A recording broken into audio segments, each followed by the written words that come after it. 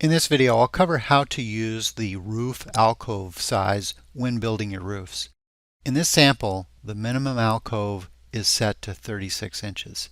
If either the width or the depth of the alcove is below the size, the roof will be built over the alcove. The leftmost alcove is below this size, and therefore the roof is built over the alcove.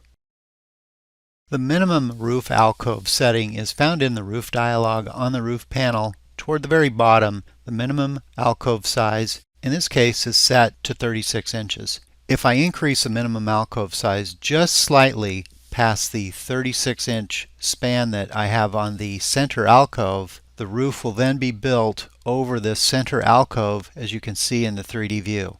The final alcove on the end of the house on the right hand side, you'll notice that it's at 48 inches on the largest span.